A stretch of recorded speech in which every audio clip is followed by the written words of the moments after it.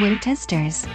Hey, what's good guys? This is Nightwing2303 from moretesters.com. Today we have a quick look at the ANTA KT1 Playoff. So with that being said, let's go ahead and get right into it. So the tooling in the KT1 and KT1 Playoff are identical. Any changes have been purely aesthetic. So these guys here feature translucent rubber instead of solid rubber, but they still feature multi-directional herringbone, which works awesome. They still have the TPU shank, as well as their foam midsole. These guys just happen to feature a gradient print with a splatter on the back. And if you guys remember my review of the PE edition, they had a specialized insole. I was not sure if that was just, for clay or if it was for the Playoff edition, and it is just for clay because these guys have a basic insole, the same exact insole that the regular KT1 had. Moving along to the upper, we have a fused forefoot along with a knitted midfoot and rear and an external heel counter featuring the KT11 logo. Also referring back to the PE shoe, those guys featured a glued knitted upper, and these guys don't feature all that glue inside. That's something that I think is awesome. There is still a little bit of glue based off of this back area, and then some of the areas where it's actually adhered to the underlayer, which is just a regular fuse. So performance wise, not much has changed. It's just mostly aesthetic. So what they've done is kept the bones of the shoe, and they kind of overlaid a different mesh material on top, which I think is pretty interesting, and I think it looks great. And I really like how they did that because you don't see knits in cheap or low budget shoes usually. And these guys retail for, I think it was $100 in the US, although the Playoff versions for whatever reason are not coming to the US, which is kind of a bummer. And a small premium touch that I think is greatly overlooked in all brands is the aglets. These guys feature a chrome aglet that are actual metal, and then they are laser etched with the KT11 logo. For a budget shoe to have a premium looking feature like that along with the knit, I think that's awesome. Super overlooked in all brands.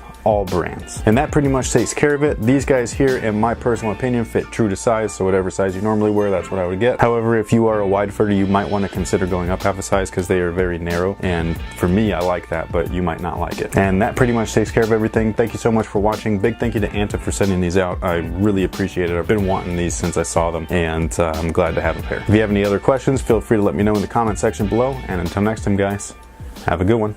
My more favorite of the early Jordans to wear as far as like performance is concerned. And then you have a polyurethane midsole along with full-length air cushion, a rubberized heel counter, faux lizard embossed leather on the mid panel. You have red leather piping along down, so basically the tooling that they use here is exactly the same as that model. You have boost in the heel, Adiprene Plus midsole in the forefoot, translucent rubber for the outsole, but the entire traction pattern is identical to the Crazy